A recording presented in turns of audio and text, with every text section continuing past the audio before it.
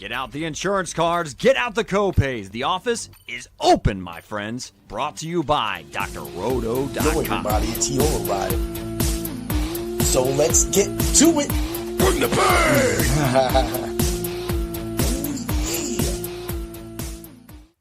What's up, everybody? It's Heat Override, and I'm ready to bring the pain for you and Dr. Roto this week. Ooh, yeah. I have a special guest on. It's Angelo from We Want Picks. This is truly an honor. How you doing today, Angelo? I'm doing well. How are you? What a fancy little intro you got there. A little bit, man. That's the team behind me. If I didn't fight so much, I could actually do a lot more work. But the problem is I fight way too much. 5 days of karate this week. Oh, So really?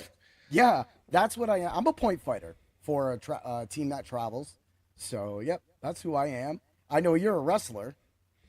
Yeah, wrestling my whole life. I'm 42 now, so not exactly getting after it. But, been training jiu-jitsu since 2004, so squeak that in when I can. But, yeah, for the most part, just suburban dad that does podcast stuff.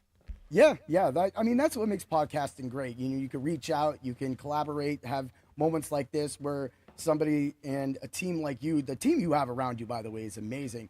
But then you can also get in with the fight theory and stuff. And that's, for me, that's been a big part of it.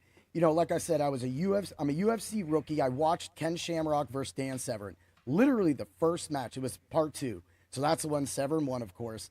And then I didn't get back into it till about the Tito Ortiz Shamrock come on now. That was that. And then, of course, Liddell followed him. Rousey brought me back in, saw a little bit of Jones, et cetera, et cetera. Of course, Nunez is awesome, but I've never been consistent until now. And that's what's made this sport so much, and then learning it and then watching it. Do you feel the same way? I've been watching since day one. So I don't even remember how I came across it, but like a kid. And if you remember back in the day, there were descramblers. So Yes. Any paid channel, whether it was filth or movies that just reran, it was all scrambled on the TV, but you could hear it. And my cousins in New York had a descrambler. So it's the version of a cracked Fire Stick nowadays. So you could watch all those channels. So when we would go every Sunday dinner, we'd drive to New York, do the whole Italian thing, and we would watch UFC that would just replay as a pay-per-view. So I've been watching UFC since day one. I saw every single one, like at my cousin's house on Sundays. Yeah. Then it became illegal because it was, unregulated and it was chaotic. And when it became illegal, I would have to go buy the VHS tapes at like Sam Goody and all these stores. And I kept up with it then, and then it came back. And so I have been watching since day one. Awesome. But as a day one kind of guy, I've seen, you mentioned you've been inconsistent. I've seen those bumps, right? There's the day one crew that just wanted violence. Then there was... The next big jump was the Tito Ortiz era, and not original Tito, but the Tito and Shamrock and then Tito and Truck rivalry. There was that whole piece brought in a lot of people. Then the Ultimate Fighter obviously was a huge jump. The Ultimate Fighter is what took the UFC from literally hemorrhaging money and about to go out of business to a viable sport. Yep. And then the next big jump was Conor McGregor, and then the next big jump after that was COVID. Because UFC was the only sport that existed. So the last 5 years has brought a whole new era of fight fans that have shown up because they got to watch it during COVID. That's right. And, so when I do the Fight Club of Pain, my co-host, Dan, he literally has done the same thing you've done. He's watched it all these times. He's like 43.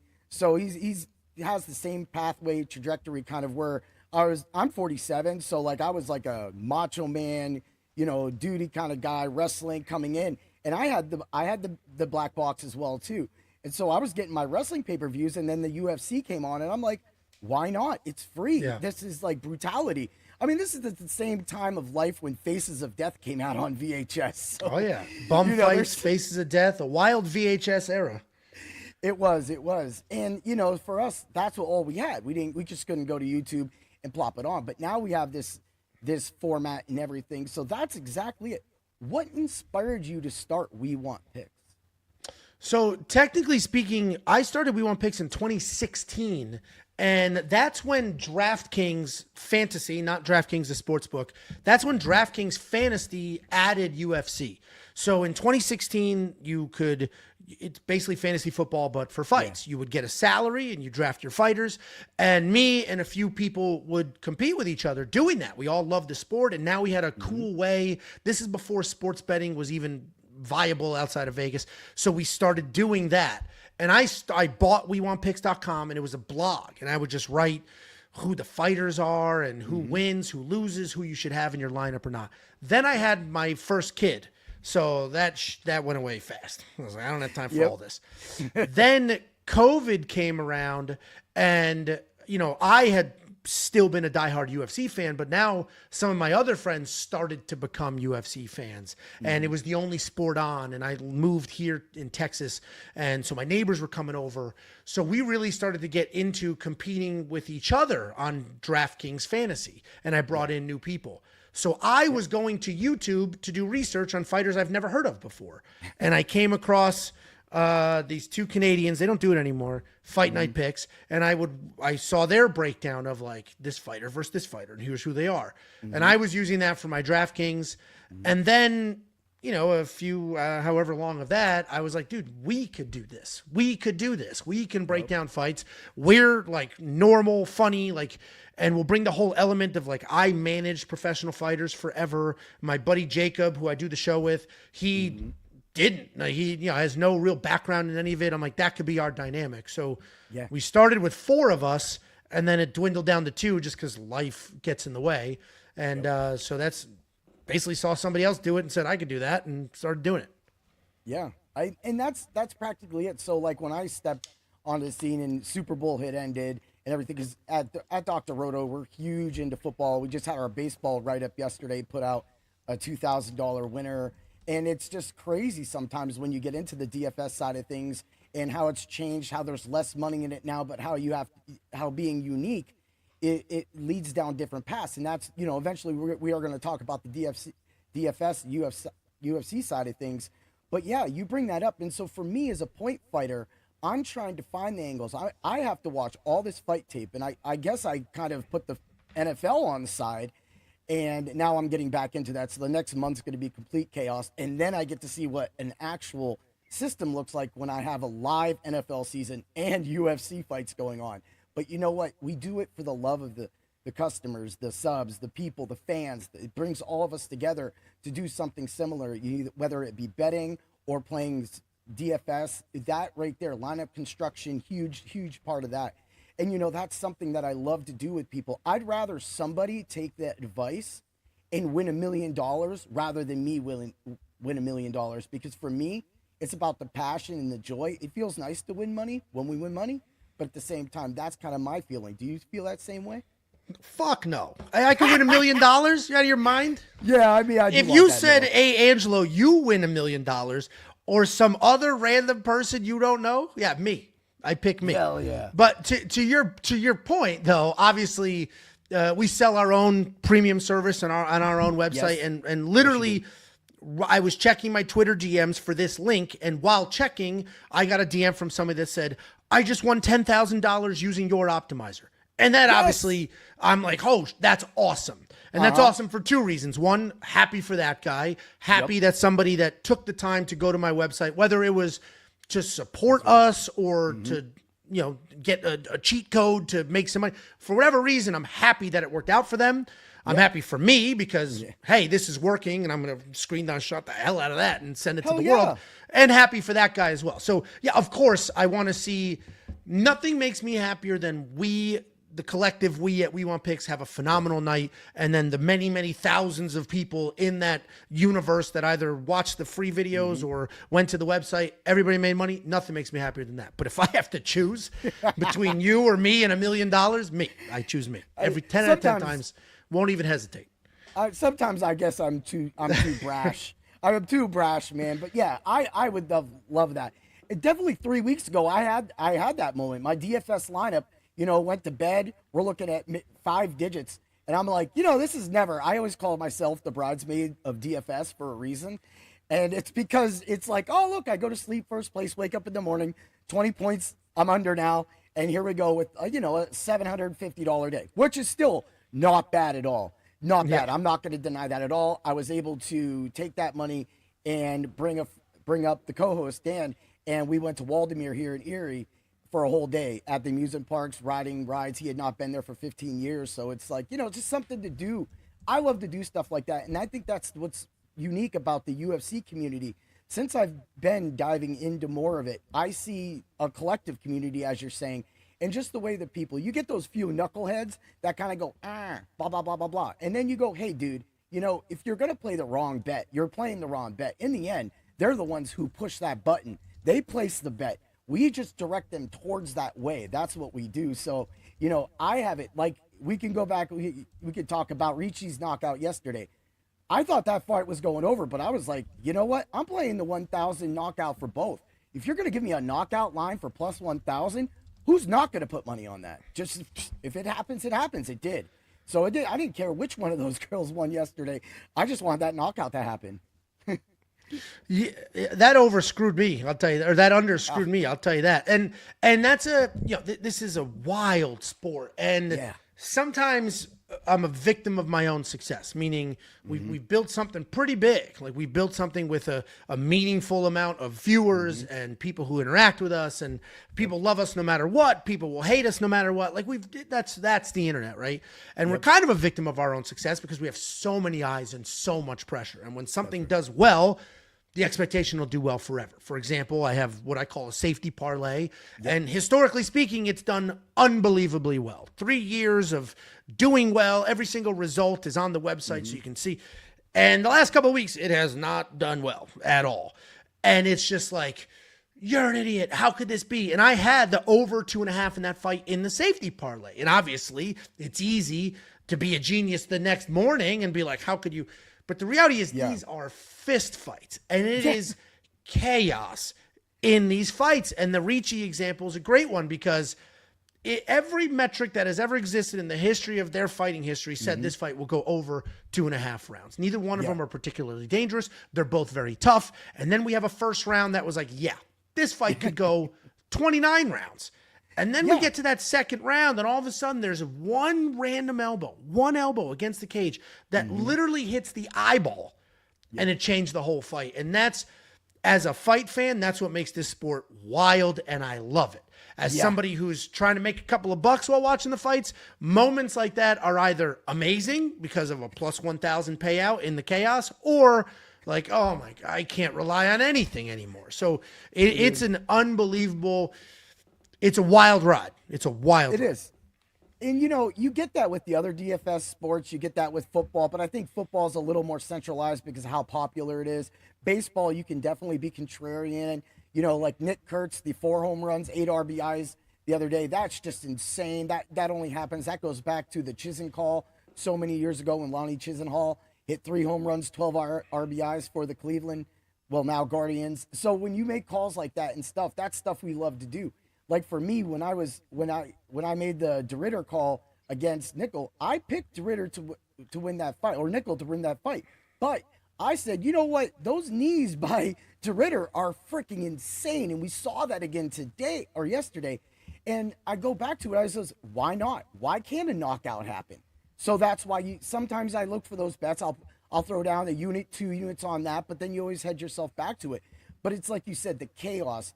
When I was point fighting a few tournaments ago, this one guy, he's kind of frustrated with me. I've been kind of beating him and his teammate for a few years now, and he decided to actually bum rush me and blitz. You could call it the blitz. That's what I'm actually key at. I'm a huge blitzer. I've been working my sidekick in, but in my division 35 plus point fighting, there's not a lot of guys my age that can really kick consistently because of hip surgeries, et cetera, being an old man. So, and I've had my knee surgery blown out from football, turf injuries, things like that. But he literally blitzed me, and all it took was just me one step back, and everything was open. I mean, it's on full video. I push his arms down, and I pop him in the face. And just like Liel, he just goes down, but I was able to catch him while he was going down, walk him to the table, and then, of course, they award him the point. Because they had been yelling at me for that tournament. I was pretty sure I was going to be disqualified. Why, you're not allowed to do that? Not in point fighting, because it's got the karate background. you have to make sure you have control. But that was him jumping at me. Dude, Oh, he you was ran- in yeah. mid-air. So I'm like, what? Of course he's coming down with that. But at the same time, they were a little pissed. The previous fight was, and this was a 5-point fight. I made an 8-point fight after they were arguing because I kept blitzing this fool because he was just standing on the line. So I continuously knocked him down, and they weren't calling. The one judge got so mad at me, he wouldn't recognize the blitz technique anymore. So then by the time all the gibberish 3-minute fight that was supposed to be to 5, I won 3-1 and then ran through the other people. So sometimes there's rules with what I do, but in the concept, you still look for openings, you look for attacks. There's still continuous fighting, which means there's no stoppage and that more blows can happen. So that's how point fighting works. Oh, that's cool. Yeah, I've seen a couple of when I was younger and was competing in jiu-jitsu tournaments, and this is jiu-jitsu wasn't as big as it is now. Obviously, now it's especially UFC's trying to make it its own individual sport with belts. We would do a lot of like super fights. I'd be in like super fights at karate tournaments and stuff like that. So I would see the karate tournaments. And I remember being like, holy shit, they're getting, and they're just like beating the hell out of each other's chests. And I'm like, this is nuts. Yeah. And then, we'd go after that. Yeah. So yesterday, instead of going down to Pittsburgh and fighting those same people I just talked about, and they went on my social media, they're like, hey, missed you, bud. And then the other guy actually beat the other guy, and he goes, it's not the same without the King of the Ring here. And I'm like, but bro, I went. So we did a food drive in Buffalo, and there was a BJJ guy there, but there was only a few BJJ guys. The rest of the kids, of course, were doing karate, and then they had a world champion, Nick Kane. He was there. My daughter, who's a black belt, she's there. So we came up from TKO Erie to do this food drive, bring in some money to, just feed people. And we got to do this tournament. Well, instead of fighting them, I got to fight Nick Kane. And I don't get that option all the time because in a tournament, we're not the same age bracket. We're not the same. I mean, this dude's like 27, huge legs, super fast, way young. I'm sitting here 47 trying to get with it, right? But we put out a great fight yesterday. It wasn't recorded or anything, but when you get that opportunity to step in, you take it. And of course, I can still feel my daughter's kick to my side, her side kick to my neck for blitzing. Again, blitzers can get caught. And then he caught me 4 times with the side kick right on my rib. The last one was really powerful, but you're right. Yeah, the power's there. You get hit, but you got to take the hits. Kind of like, a lot of the other people learned what we saw yesterday. You got to, and you brought this up on your podcast, and I'm going to let you take this out from here. You said that these big fighters all built, body looks the great, and then you got Gravy Martin Boudet beating the hell out of dude. So weigh in on that. You make that thing, it's a fight comparison. That is exactly what I love. The Martin Boudet thing was interesting because I broke that down ahead of time without odds.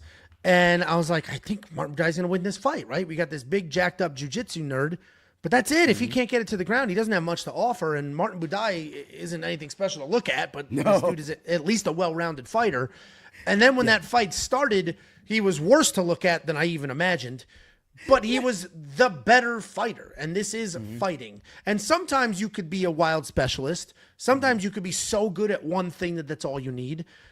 But other times, this is an MMA fight with multiple skills and techniques. And you have somebody like Martin who can defend takedowns, can get his hands going. He can do multiple things versus a guy that's relying entirely on getting this fight to the ground. And if he can't, he's screwed.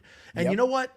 If he was a nasty wrestler, maybe he's good. But to only be good at jiu-jitsu and not have the wrestling component of it, that's not, you have nowhere to go against guys with good takedown defense. And that's sort of what we had. And Martin Boudet was one of the sloppiest people I've ever seen in my entire life. He looked like a popsicle half melted.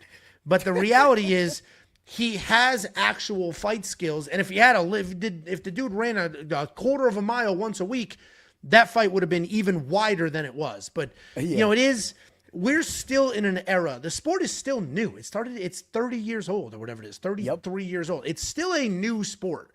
So we don't have multiple generations. Obviously, we literally do, but you get my point. We don't have many generations of fighters. We have the first era who were just people that wanted to just swing and go nuts. There was no real money in it. Then we had the second generation where there started to be money in it, but these are still people that had like bad upbringings and turned to fist fighting. Now, just now, we're finally starting to get the actual athletes who are choosing to do this.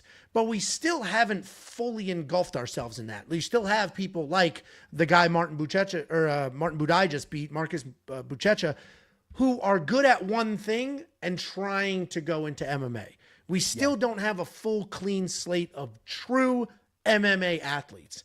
And when that comes, then we'll start to really have a much more reliable sport. For now, it's a crapshoot with what you're going to get, who's good, who sucks, who belongs there, who doesn't. Yeah. And I think I've heard some people say that sometimes them going to the every week prep format can kind of diminish that value, but I don't mind it as a person because this gives a shot to a lot of people that didn't. Like them bringing back King Green, that I didn't even see that happening. And then here we are. We got King Green coming back. Okay, whatever. Just throw him on some crap. But I got to say, dude, the funniest thing is when the whole fight card starts and Budai goes running out to the middle of the ring, I'm like, what the I'm like, did he just run to the middle of the ring? I did not expect that at all, but I laughed my ass off when I saw that shit. I was like, what the? This dude's just running to the middle of the ring. And that's the longest distance he's ran in the last 6 years. Needs to do that more often. But, you know, that's what I like about this sport, and that's what I've been bringing. I want to help bring this sport to the forefront like you've been doing and let people understand the reason that SiriusXM Fantasy doesn't recognize DFS, UFC, or doesn't even allow somebody to talk about it for 15 seconds because of how big football is. They're so scared about losing those ears, but they're not taking that chance on what's going on around them. I think, and this is my opinion, but I feel and think that UFC DFS is completely unique for the Leal reasons, for the upsets, for the Badais winning, you know, and then you brought up everybody's biggest play, you know, Bogdan. That dude right there, he was around 37%, 30% owned. But again, going back to Badai, I got him at 8% owned, 18% owned, depending on the kind of slate that you're at. So when you're able to get something like that, that is the same distance that we're trying to do with football and baseball. I feel it should be talked about, and it should be talked about on a bigger scale more than just us guys trying to make sure and that's my feeling on that. How do you feel about that same thing? Yeah, I mean, UFC DFS is very unique, and what I think separates it from some of the other sports is the other sports are established. You have 50 years. Actually, how many years has NFL been around? Is it 50? Is it more than 50? 19. That's going back to Red Grange. Yeah, so you had 100 years of NFL data and stats and statistics, yes. And obviously there's been some evolutions, but at this point, the surprises are few and far between. They're team sports. You have people with unlimited data building entries and competing at that level, and they have it down to a science. There's no heart and soul in it anymore. Nope. It's quite literally like, here's the numbers, here's the stats, here's what we're doing. Yeah. MMA is a different animal. We we have a ton of data, like quite literally us at We Want Picks. We have a ton of data. We have tools. We have but at the end of the day, there's still a human element to say, honestly, I know what all of this data is saying, but that's not what's going to happen here. And yesterday was a good example with Billy Elikana, Ibo Aslan. Ibo Aslan's this jacked up dude who's knocking everybody out in the first 10 seconds. Billy Elikana is not quite as exciting. He was a middleweight, up in weight, but he was long. And I'm like, he backs up. He moves. He's not a guy that gets after it. He's not really going to give you that opening. Yeah. So, and he's durable. So I don't see this fight being a quick knockout. I don't see this fight ending that early. First, I'm going to pick Billy to win, and he was a 3-1 dog. Second, I think this fight goes a little long. Yeah. None of the data pointed to that, though. Literally all of the data said it would be an early finish for the other guy. So there is a much more of a human element because A, it's not a team sport. B, it's a freaking fist fight. At one random punch changes everything. And if we go back to the example of the lady fight, that elbow to the eye quite literally broke a metal plate in her eye. Tabitha Ricci has never finished a sandwich, let alone a fighter inside the octagon. So for that to happen was insane. Yeah. That yeah, I doesn't agree. really happen in the NFL. Obviously, there are crazy, there's crazy plays. And last year, what's his name jumped over a human being backwards. There's stuff like that, but Saquon. for the most part, things are relatively like those lines are dialed in, and it's just a math formula that works through everything else. So the human element of MMA is what separates it from every other sport. And I fully understand the logic of like, hey, NFL is king, talk about NFL, and that's fine. And you know what? For that chunk of time, talk about NFL. Yeah. But there is an entire 2 seasons of the year where the only meaningful sport on is MMA. Nobody cares about regular season baseball. Nobody cares about, dead winter. Obviously, NFL is king, but we're still early-ish in the season, and that's a few days a week where every single Saturday, there's 52 weeks in a year, and there's 48 UFC events or something like that. Like there's a couple random 1 weekend breaks, and then at the end of the year, a 2 weekend break. Outside of that, every single Saturday, and it's kind of short-sighted to ignore that consistency. I understand football is king, and the money you make in that tiny window will eclipse anything you make in a full year of MMA. But I think there definitely should be a little more investment, a little more exposure, whether it's sports talk radio, certainly in the summer with MMA. It is there every single Saturday, no matter what. Exactly. And we're talking about comparing somebody standing at a plate waiting for the pitcher to throw a ball, which is the most boring thing at times to actually do, unless you want to be like, hey, look, that guy looks great over there. He's awesome. He's going to throw a slider. And that's great, but nothing beat watching Stephen Wynn take a baseball-sized eye that went wrapping to his ear. I was like, I didn't know it could do that. I didn't know that could possibly happen. I've seen things crazy happen. My daughter, unfortunately, she got knocked out last tournament early in the summer. Had to watch that, professional. But she's still a superstar at what she does.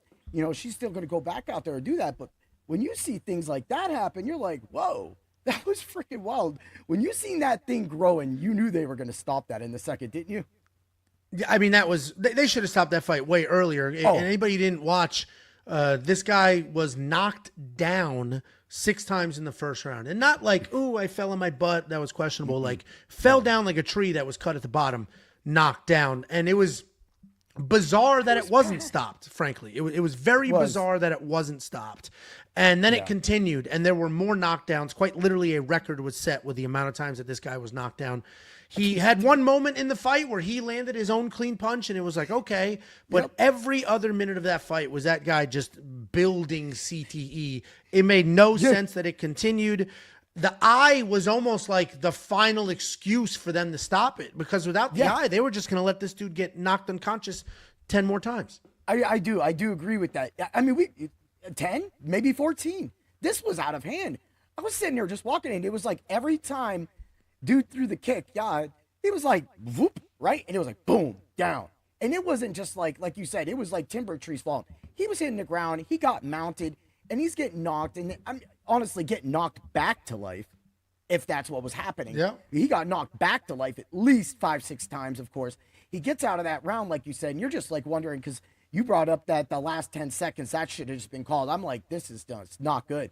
Get that second round, he gets to that little thing. But then after that, you knew Win was like, done. I'm done with you. I'm going to punish the shit out of you. And then that's when that thing just kept getting better. And I was like, why is nobody stepping in? This man's eye's literally growing, and he's punching it continuously. It was disgusting. It was like, wow, okay, all right. Hey, that's what we love to see. That was definitely one of the happiest finishes that we have. And that's kind of what we look for, and that's what separates it. Now with DraftKings, I wanted to definitely talk about this with you. The DraftKings snake draft. Have you checked it out yet? Because I know I sent you some. Oh, dude, you would love it so much. You would like. Is it available where you're at? I'm in Texas. Everything outside of we can't do DraftKings Sportsbook, but DraftKings Fantasy and their Pick 6, that's all fully available. Okay, so yeah, we don't get the picks like that and stuff.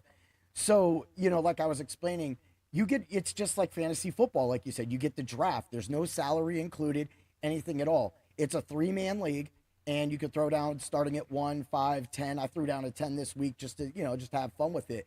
And took first, luckily, because, that lineup practically I had Steven win, so that right there got me. I was a little worried about DeRitter, and of course he had DeRitter and Whitaker, so I was like, man, he's got it both if he does good. Yeah. And actually, both of them ended up catching him.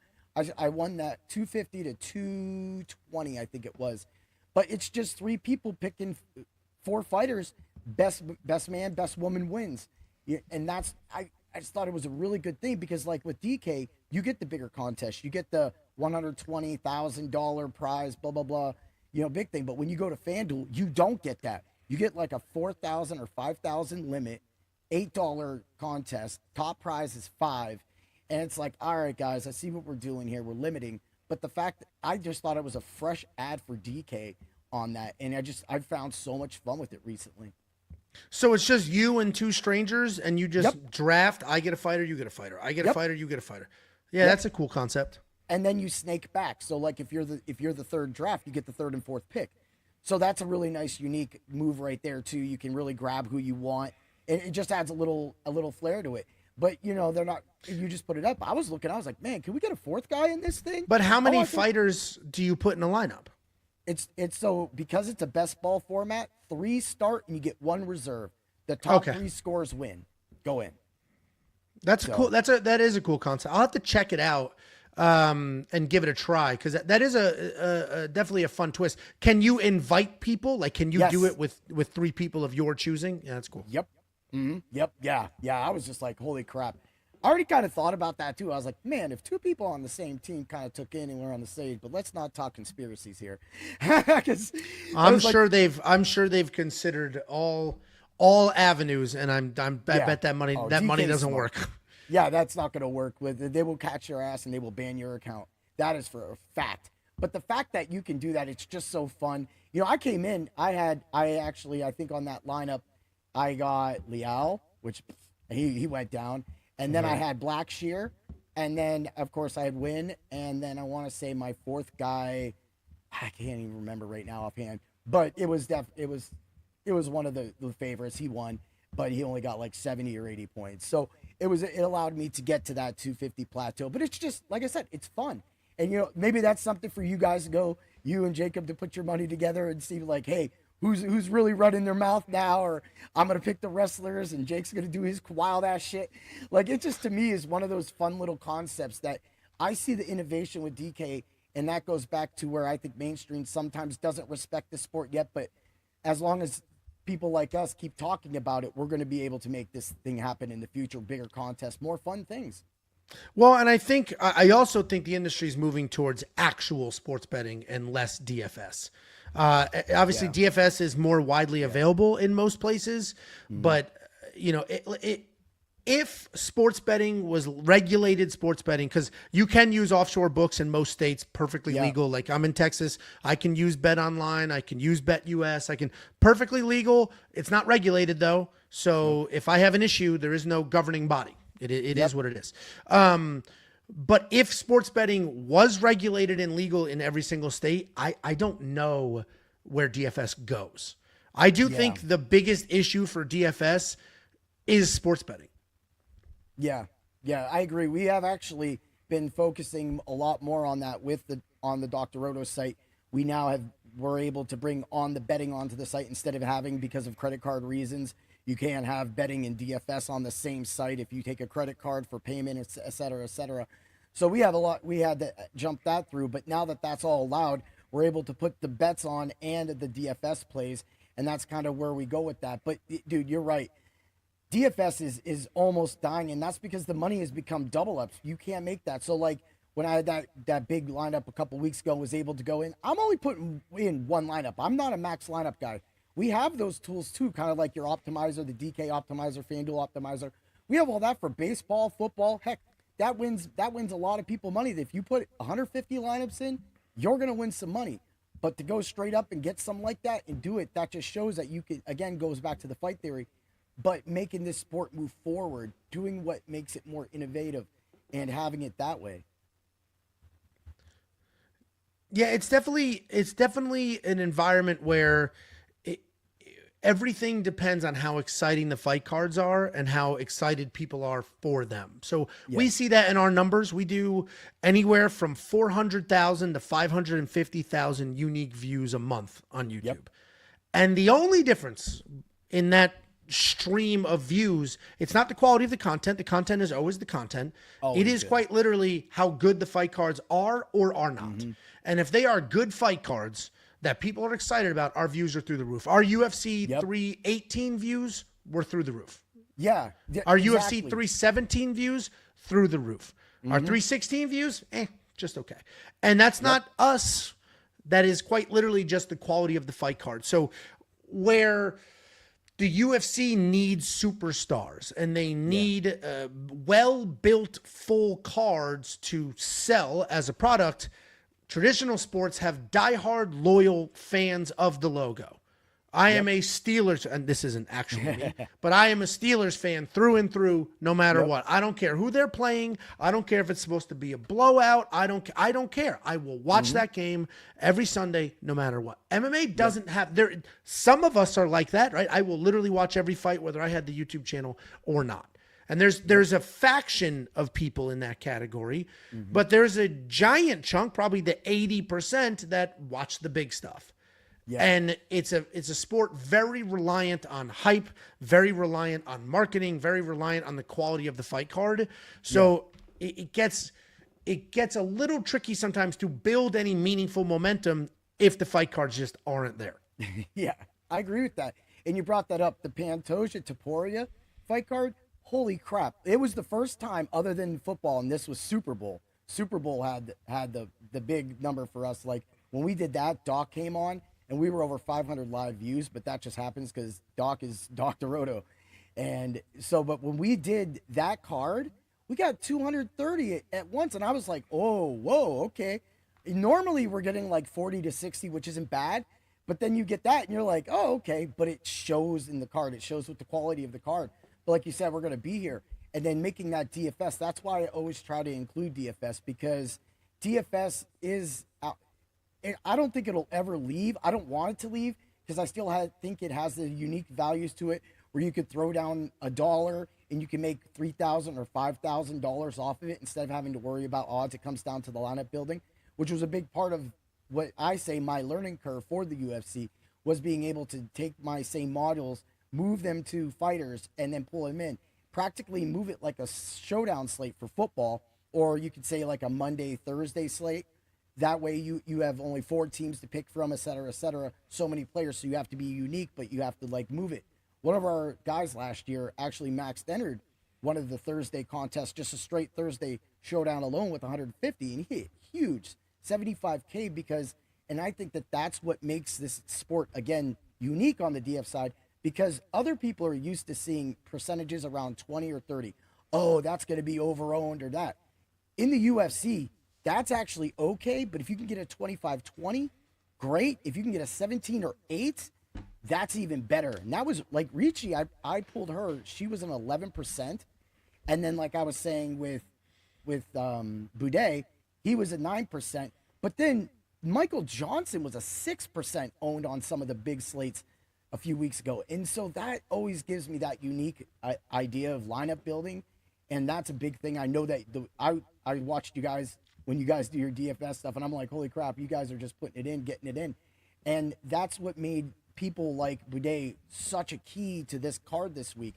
But when you go betting, it's just so much easier when you know the fighters, you know what they can do, as we've been talking about throughout this podcast, is, okay, well, I know that there's a chance for submission. Let me put just a little action on that.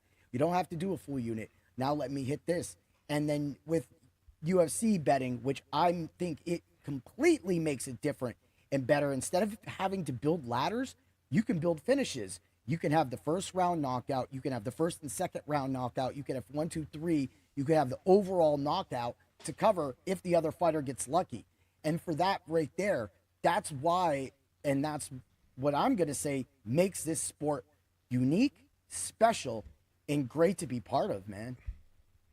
No, it's definitely it's a ton of fun. It's wildly exciting. It's heartbreaking because God knows what's going to happen. And your the ownership numbers you ran through, a lot of that has to do with last night, for example, there was 12 fights. So that means there's only 24 fighters to choose from. And before the fights happen, the reality for a lot of people are, of these 24 fighters, 8 of them have no chance whatsoever to win. There's just not a world where this fighter wins. So they're immediately eliminated from your lineups. So now, now you went from 24 to 16. And I did that math like that. Congratulations to me. You did, man. But the reality is there's just fewer people to choose from. So finding that spot, finding that underdog is huge, where if you're NFL, baseball, there's too many people to pick from. So the ownership ends up being a little more level and not as, not such dramatic swings. So it's just the nature of the sport itself. And that's what sites like ours and your site teach all the time, with all the tools that you guys have, all the numbers, the fight theory, the fight simulator that you have, that you guys talk about it. Talk a little bit about your tools too, because I know that took a lot of work to put in to actually make. So that deserves a spot. Yeah, no, I appreciate that. So we're in like a unique position. So we're out here breaking down fight cards and break down 12 fights and 24 different fighters, who this guy is, how this fight should go, and who I think wins. And then on top of that, here's some bets I think work. And we do that. And then we said we need more. We need to give people more. It's got to be more than just a list of bets. We have to give people some tools as well. And we started with a pretty basic Draftkings optimizer. We leased one. And then we put that on the site. You can use this. Then we built what we call a line movement tracker. So it's going to give you the opening odds for every fight, the current odds, so you can see the movement, and then it'll translate to win percentage and things like that. And then we started to add data. Like, hey, some of our audience wants to just copy paste. Another chunk of the audience wants to do their own research. So here's a bunch of data. Do your own research. And then we just continued to build and add. And one of the most powerful tools we have now is a fight simulator. And the way that came about is, we've got a decent size audience. We've been doing this for a little while. And I got an email. And the email was like, hey, I'm a nuclear physicist and I love your show. And I built this tool and blah, blah, blah. And I immediately was like, well, this is spam. Like, I know my audience. They're not nuclear physicists. So I was like, no shot this is real. And then I don't even know why I engaged, or maybe he sent a follow-up. And then we hopped on a call. And I was like, oh, like, shit, this guy really is a nuclear physicist. And he oh, okay. You got a globe behind him or something? You're like, uh-oh. I was just shocked that it wasn't a troll job. And so then he built, I forget what was the first tool he built, but he built the tool. Then we have a tool called the data analyzer. And then he built the simulator. And we're not the only people. There's really only 2 meaningful simulators in this space. One is Saber Sim. They charge $300 a month.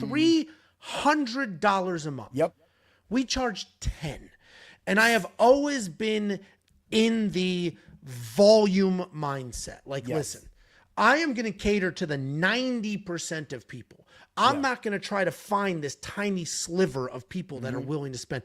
We're going to do the 90% of people. So our philosophy is, this is a volatile sport. This sport is volatile. This is a crazy sport to bet on. It's a crazy sport to do fantasy with.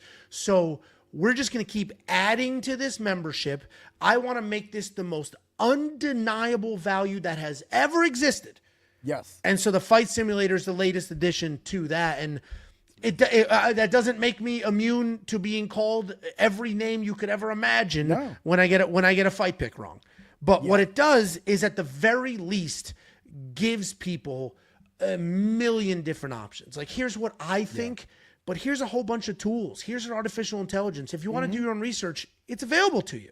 Do your own research, or take my word, have your own opinion, then click run simulation and see what that says. So we're just in this grind of like, I need to make, there's people that hate my guts. I get it. I speak very confidently. That annoys people for some reason. I'm aggressive. I'm aggressive. I don't take criticism well. Like, I know my flaws, and there's a lot of people that hate me for those flaws. Fine. All well and good. Pretty sure my wife hates me, so we're good. But I'm trying to build, like, listen, you could hate me, but there's no way you could go to my website and be like, this sucks. It's impossible. And I'm just trying to further that. So it's like, dude, hate me all you want, but like, come on. That's what we're trying to build. And you guys, you bring up the price comparison as well too. That's the one thing Doc didn't want to do, like a lot of the other DFS sites. Yeah, they could have like 5,000 other tools, and Doc has worked with a lot of these individuals in the past as well. But he wanted to give something affordable to the working man as well too. You know, he doesn't want to charge you, say, $300 like you were saying a month, or $300, $400 for an entire season. He just does that. He gives you, you know, we have our own little where you can go to the subs only Discord, and you can just buy that package. You get all the cheat sheets for football, and you get that. You can use the code, you know, you can use the code word, and you can get a percentage off, and boom, you're in. Or you can just get that where you can get all the things. You know, we have for football, Chris Kennedy's been one of our biggest, he's been one of the best rankers over the last few years in the top rankings for pro football. So when you get somebody like that on your team, you get all that, it's just great to have it. And that, you brought up that fact. You're saying, hey, this is my thought, this is my theory. And I think that sometimes people, that's what adds, like when you say you had Jacob, Artem, and then Bet Sam, you have so many different unique views.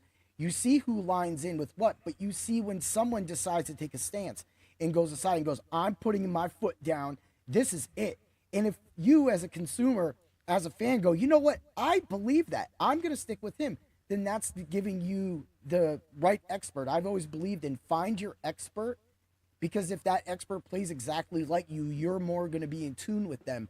But to also always listen to everything else so that you don't make bad mistakes and you can keep ending. Because honestly, you can cash practically every week with the UFC content that you have been providing and some of the stuff that I've been able to help with too. But as of over you can cash with that easy. You play a double up game. Yeah, you put 25 down, you might win 50 back. But you take that 50, you keep building until eventually you hit that big hit. Yeah, it's definitely like you know, we're in a what have you done for me today world, and that's, you know, a TikTok algorithm type world, and I get that, and that's why, you know, if you guys, you have multiple packages, you have very reasonable price points, and that makes sense. You're doing multiple sports as well, so you could very easily go down the Roto Grinders path and just rob people, but you don't, and it's important because, like, our average customer tenure is spectacular. It's spectacular because at the end of the day, let's say you signed up last night and let's say we have the worst possible, nothing goes well. Yeah. It was $10. You'll give it another shot next week, and it won't go poorly next week. And then it's like, okay, all right, we're back. So that's why, to me, it was very important to keep the price keep it where it is. We have done nothing but add. It was a great value day one, and now here we are 2 years later. We've done nothing but add, and it is still a phenomenal value. But it is a tricky world because sometimes I'm a victim of my own success. I was a victim of my own success yesterday. For example, actually last week's a better example. Last week I was up money. It was a chaotic fight card, and I was up money. But my one bet, what I call the safety parlay, missed. And I'm a victim of my own success because I have been promoting the safety parlay for a long time. I've been talking about its accuracy. I call it the beacon of stability. And it has been. And it's done very, very well. Long term, it's done well short term also. But what's happened is, because it's done so well, the expectation is that it'll never be wrong. And so 2 weeks ago, 2 events ago, I was up money, the collective me and all. I did 5 bets. I hit 4. I missed the one. But the one I missed had a name. And because it had a name and because it's been so reliable for so long, safety miss. What the hell is this safety missed? And it's like, that's sort of the challenge here of balancing, like, hey, the collective was spectacular. This one thing didn't do well. And I know that one thing historically is reliable, so you put a lot of faith into that. But we also have these tools, and we have this, and we have that, and we have this. So it's a balancing act of, like, here's as many resources as humanly possible. Here's what we think, and here's how we feel. Don't put all your eggs in one basket. Let's take this 1 week at a time, but you always have to zoom out and look at, let's say, a month. Look at a month. Don't look at an event. Don't look at, because you could have an unbelievable event. Next one's chaotic, and then we're back to it. Like, it's a very tricky environment where you are balancing today's reality, this week's reality, this month's reality, and it's a tough environment. But when you love the sport and you love what you do, Yeah. the hardest part is separating myself from the failures. The safety parlay missed. Yeah. We did well last night. The collective We Want Picks made money, mostly Jacob. Yeah, of course. But the collective We Want Picks did well yesterday. But my safety parlay missed, and I get in my own head, and I beat myself up, and I'm like, God, it takes a lot to not take that out on my family, like, because now I'm frustrated, and they're like, Daddy, it's like, leave me alone. So it's like it's a lot to have it not bleed into the rest of your life, but Yeah, it is. you just keep moving forward and doing the best you could possibly do.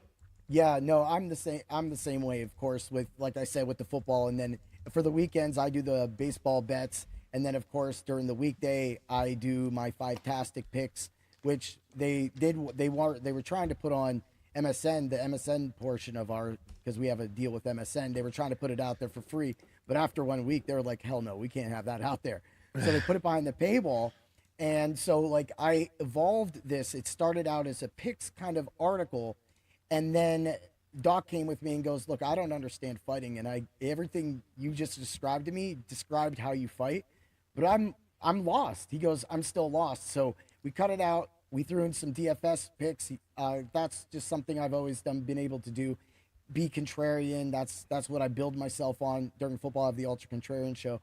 So that was like the big thing. And you see it going down. And you get those people come back. Like this, one of the guys goes, hey, I play on Prize Picks. And I go, well, I play on these. So it was a first-round knockout, whoever it was last week. Boom. On FanDuel, it scores like 140 points. And he gets like 39 points. And the over was like 46. And I'm like, bro, I can't help you there. I'm sorry that it lost. It's a first-round knockout, and you can't score more than 46 DFS points under their scoring format. I'm not familiar with it. I can't even do it because Prize Picks is unavailable in Pennsylvania other than some free thing you have to build up for. It's complete garbage. So that going forward, it's like that. And then you see, like the things that, FanDuel's doing, and I'm trying to bring that out, and I'm not going to go into it, but the one time FanDuel put out, it was the Murphy card. They put out the card, and they had pricing discrepancies bad.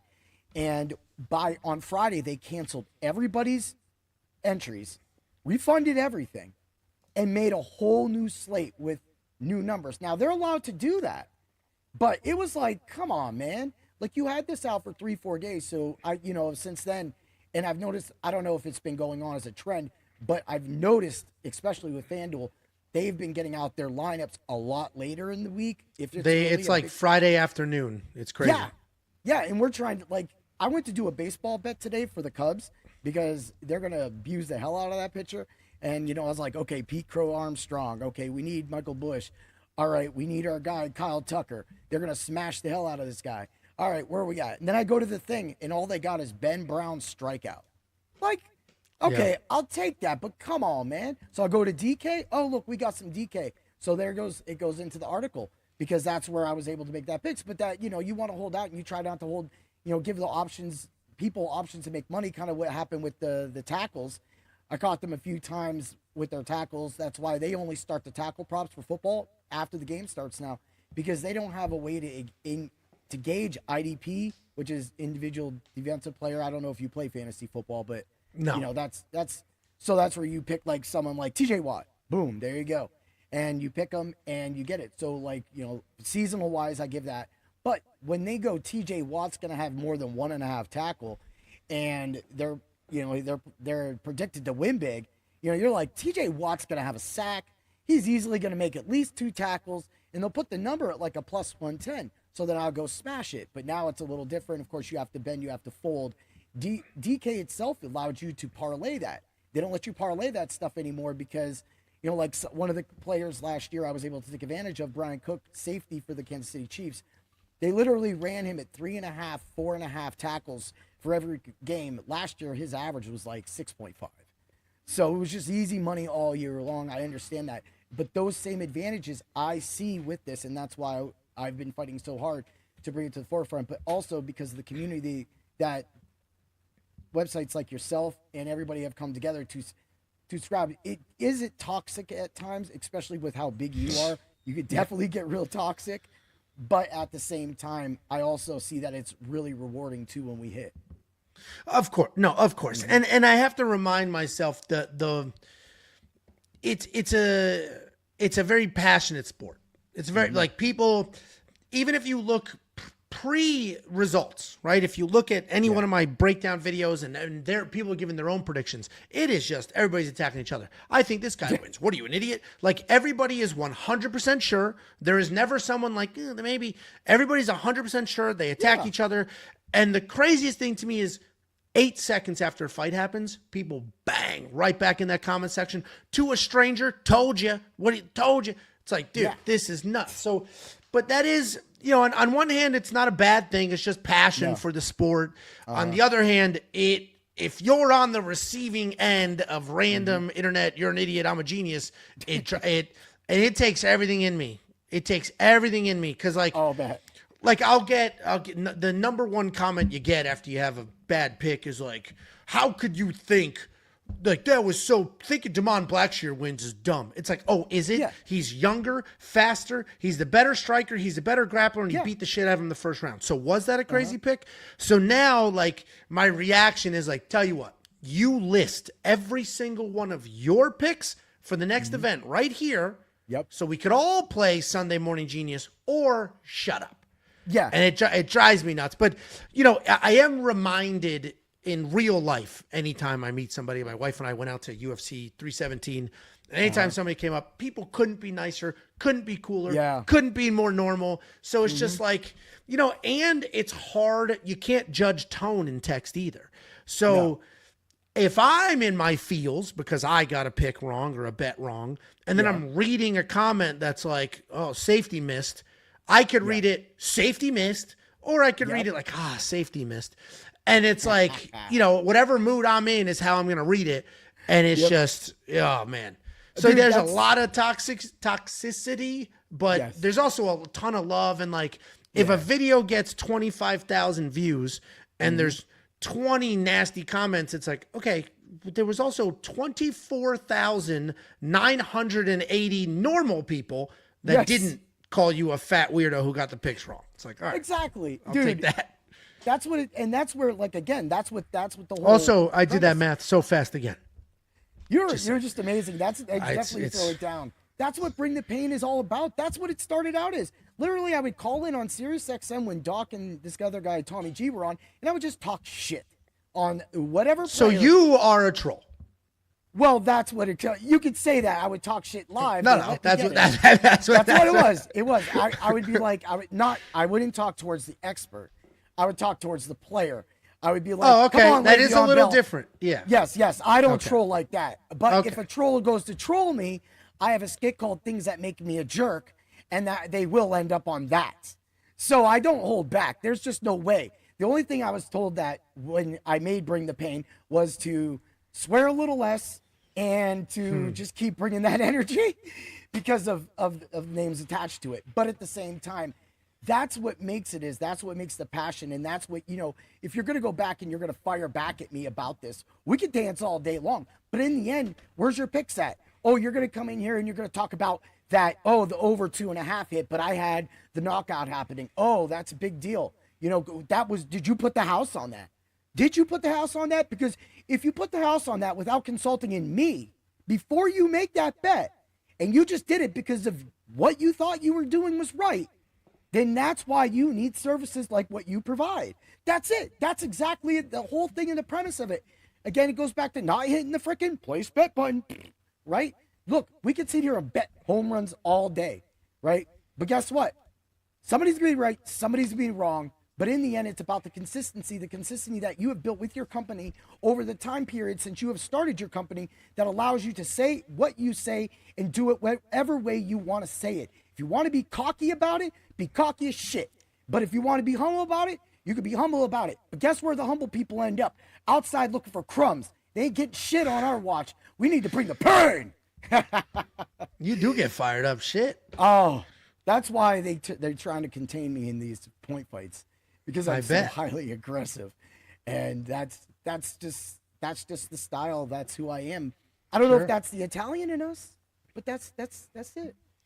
That's it. I'm not as I'm aggressive. I'm not as fiery as I moving to Texas has calmed me down quite a bit. I'm aggressive in that I have no everything to me is a conflict. I just assume anybody who says something, I just assume it's a conflict. Like if you, I don't assume like it's coming from a good place. I assume most criticisms come from a negative place. So my brain is like, this is a conflict. Yeah. But I have to do, I've been trying to do a better job of like, you can't argue with everybody. That's impossible. No, and the thing is when you get it right, they're all like, woo, cheer it. But you know what? Here's the thing about them. They can give all the negative comments that they want. In the end, they still hit the like button because they don't even know what the hell they're doing. So seriously, you still gave me the view, bro. And seriously, go on. One of the most beneficial things YouTube rolled out is I obviously can see every comment. And if I click on somebody's profile picture, I can see every comment they've ever left. So that actually is very helpful. Because if somebody does leak a negative comment and I tap their profile picture and it's like, oh, this is a reasonable human being that in the past has been like, I like this, I don't like this, this was great, this was bad, perfectly reasonable. But if I tap on it and you've only left 10 comments and every single one of those comments is like, whatever. Like Jacob gets a lot because he puts out a lock of the week. It is an underdog. It's basically a play on words. It's an underdog every single week. This week he did a plus 900 parlay. And interestingly enough, he had 2 underdogs in it and a favorite. And the person who blew the parlay was a favorite. The 2 underdogs that he put in there won. And people couldn't wait to jump on him. And I know part of that is just in good fun. Like literally the culture, it's in good fun. Like, another fade of the week. But some of them were like wildly like, so I tap it and I look at it and then I'll see a profile. And it's like, this person has only left comments on the lock of the week video and only when it loses. And it's like, dude, that's the life we're trying to live. But for the most part, and I know it sounds like, oh, it's all just negative. No, for the most part, it's a wild wave immediately after the fights, right? Immediately after fights, everybody has all this pent up, like either excitement or rage or I can't believe this happened or wow, I can't believe this happened. And it's all just pent up and they just flood their last comment or the video or, because there was a lot of positivity yesterday too, because I picked a couple of massive underdogs. The first 3 fights, a plus 300 dog won who I picked. The second fight was a big favorite. The third fight was another plus 3 dog. I picked him as well. And throughout that hour that those 3 fights happened, comments were coming in. Did Budai pick hit? Great job. Oh, I can't believe we just got Elikana. And I was like, oh, nice. And then, then it went off the rails. But it is like, I do love all the feedback. Obviously, I could do without, you could do without fat goblin. I could do without that. But, I do, it's all appreciated. Because if, what's worse than getting called fat every now and then on the internet is no interaction whatsoever. That's it's like, so, I'm a human, so I get in my own, like, don't call me that. But outside of that, it's like, I'm happy you're here. Genuinely happy you're here. And there's honestly probably something to learn from why'd you pick this idiot? It's like, honestly, why did I pick that idiot? I don't know. Well, won't do it again. We could talk. I just throw this in real quick because I know we've been going an hour, so I know that, I'm thankful for this time. But like, I fought this other world champ because nobody would fight me. I won my division. I was first place. And so that was out. And he won. So they wanted an exhibition match. Well, they didn't tell me this dude was a double black belt.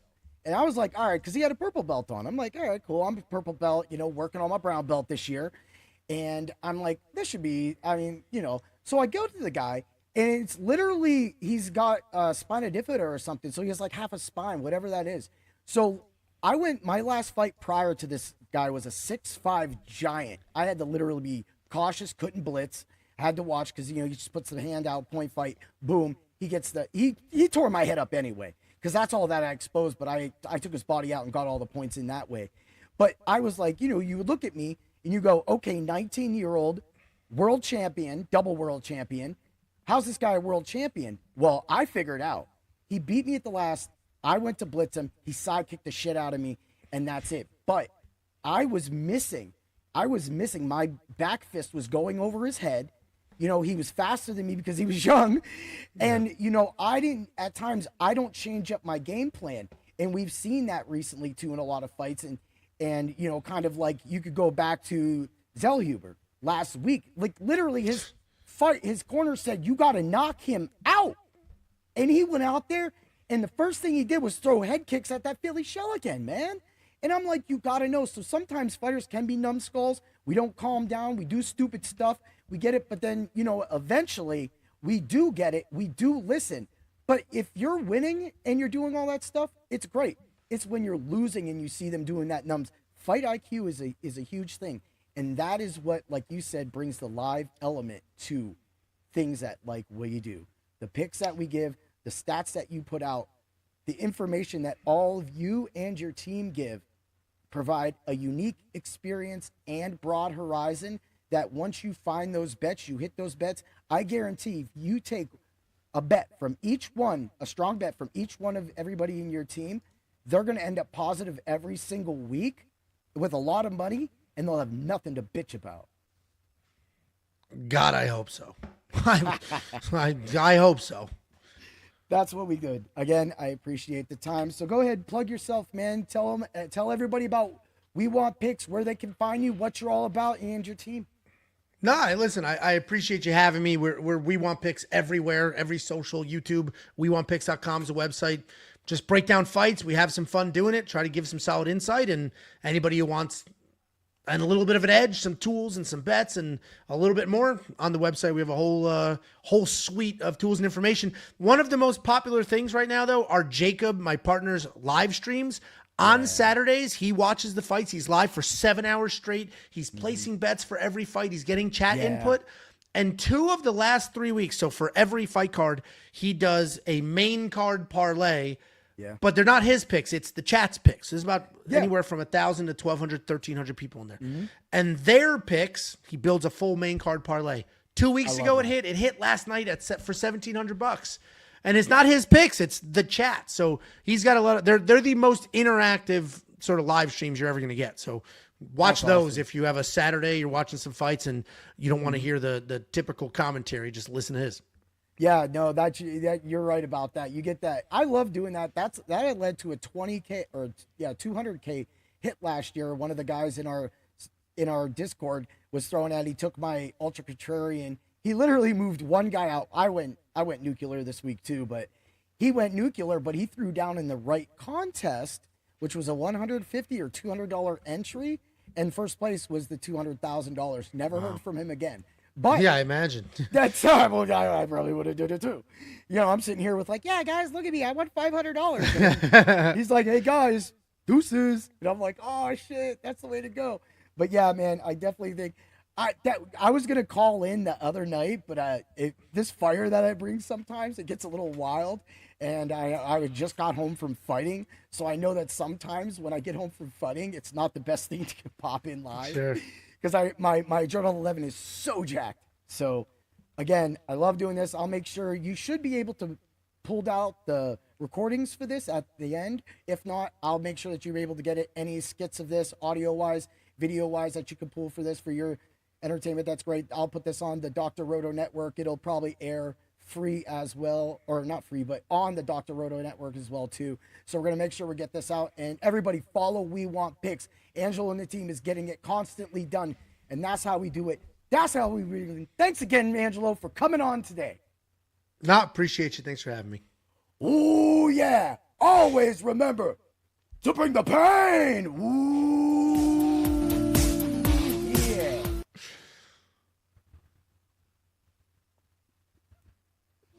Mike. There it is. Thanks for stopping by the office. Get your fantasy prescription by subscribing to the channel and checking out drroto.com. Until the next visit, be well